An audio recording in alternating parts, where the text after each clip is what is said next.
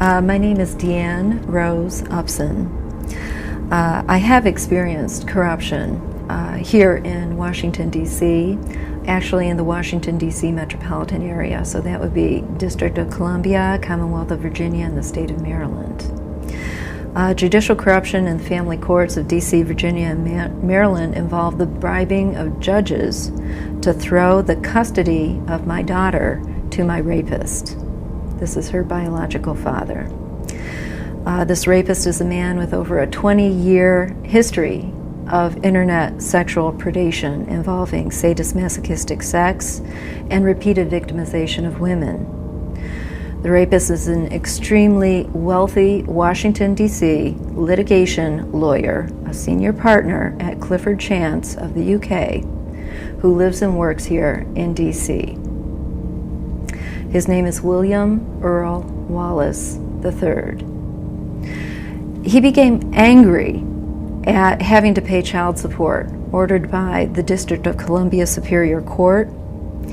So he hopped the Potomac and he bribed a judge in Alexandria, Virginia, that would be Judge Nolan Dawkins, to give the judge support for an appointment to a higher court, the Alexandria Circuit Court, in exchange for hearing the case in Virginia.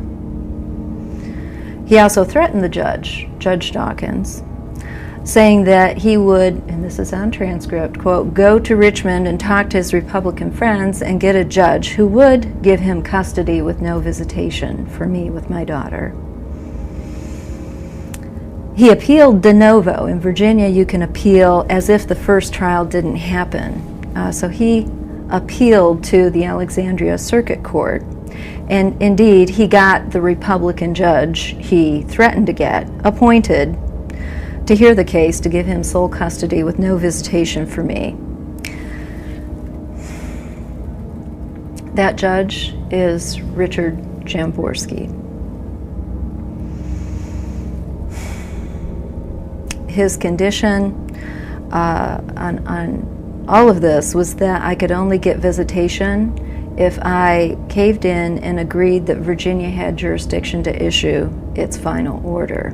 So essentially, this is a form of extortion in the way that Judge Jamborski wrote the order. The extortion is that the judge demanded that I acquiesce to Virginia jurisdiction as a condition of having any contact with my daughter. My daughter was 2.5 when he issued this order, and I haven't seen her since. All of this is aside from the vast perjury the rapist was guilty of during the trial, which the judge refused to hold him accountable for. There have been laws that have been broken, and they've been broken by quite a number of various judges, lawyers, court-appointed officials such as psychologists and the like. But this basically gets down to a case that never should have been heard in Virginia or subsequently apportioned in Maryland, because it was originally brought in the District of Columbia Superior Court, and jurisdiction has been retained by the District of Columbia Superior Court under DC statute, but the judges in the District of Columbia Superior Court refused to assert that jurisdiction formally or hold hearings. Meanwhile, even though Virginia went forward with trial, Virginia judges refused to hear any further matters on this. I was also dragged through the courts in Montgomery County, Maryland, because he tried to secretly have her name changed to his last name, and retired Judge Dennis McHugh was brought in to throw that case to Wallace. At the heart of it all is judges who are very high up on all of these courts in D.C., Virginia, and Maryland, who have for years been operating behind closed doors, horse trading of cases, especially family court cases, between the jurisdictions based upon who wants to get the curry of what lawyers curry their favor to get political favoritism, to get judicial appointments or other judicial favors. In my case, it was so blatant that Judge Nolan Dawkins spoke directly with Wallace and his then lawyer, the notorious Marty Gannon. Notorious because he goes after blood, as was stated in the Washingtonian magazine. And it was on transcript where they talked about giving Judge Dawkins direct support by calling Richmond to get him his appointment to the Alexandria Circuit Court if he ruled in the father's favor and heard the case.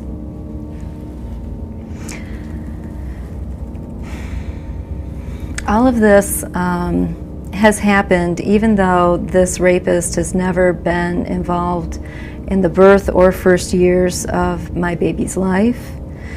And despite that he has a very long history of abuse of women and children, his own family and women in his life and in his career. There are two other known mothers to me, including another woman he pursued also on the internet, same as me, on Match.com, that has a child 4 months younger than my daughter. He's dragged her through litigation as well. His ex-wife has stated in sworn testimony in the many cases he's had against her, that the rapist routinely beats his young son and he threatens to kidnap his other children.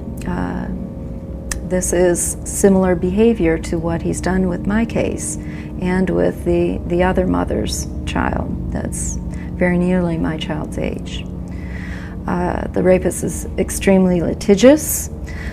He's impoverished the mothers with aggressive litigation. He seeks to destroy the lives of the mothers and the children for defying what appears to be an obsessive quest for power and control of the situation, including the mothers and the individual children.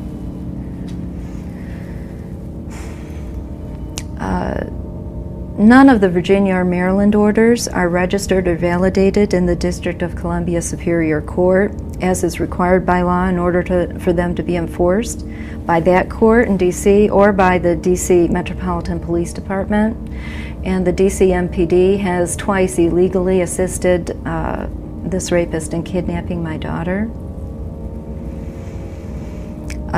The D.C. courts have simply allowed his improper Virginia and Maryland orders to stand without providing any court forum for me to challenge them, as is required by law. I'm required by law to be given an opportunity to object and to state a reason and to have a hearing on it.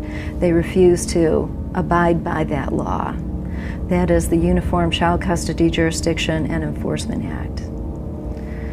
This implicates the D.C. courts in the conspiracy by this rapist.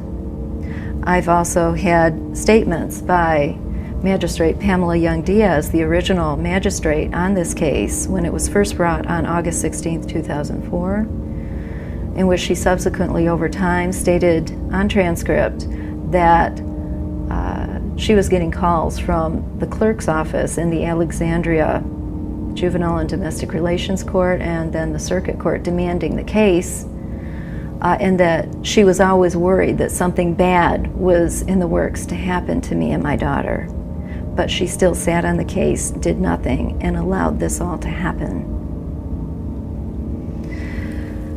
This has had a tremendous and traumatic impact on my life and my daughter's life. I am a rape, attempted murder, and domestic violence survivor.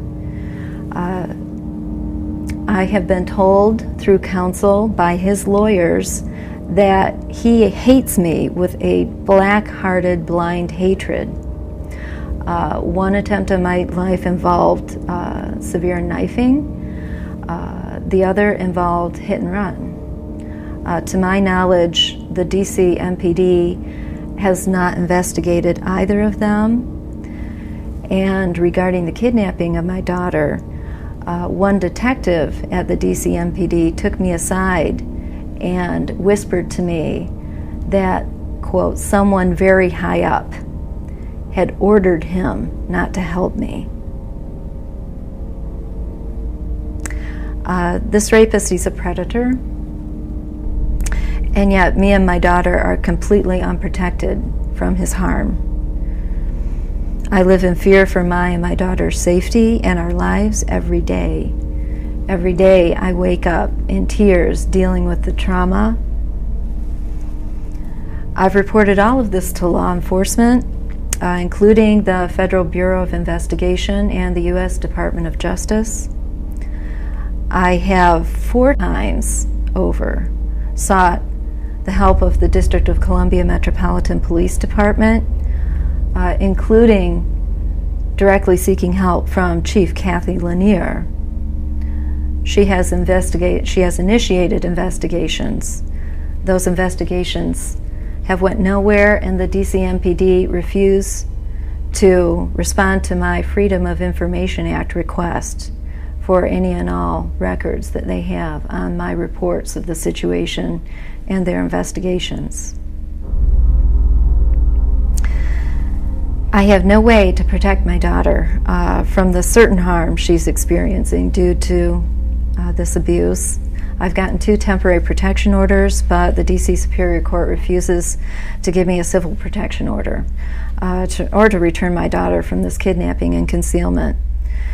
It is illegal in DC statute for him to have kidnapped and concealed my daughter due to an unregistered and unvalidated foreign custody order. The Virginia order is called a foreign order because it's in a different state. Never have my parental rights been terminated, and I was actually judged to be an excellent mother. So there's no valid reason that's ever been stated to do this to me or to my daughter, who now hasn't had contact with me in nearly 6 years. She was 2.5 when she was taken.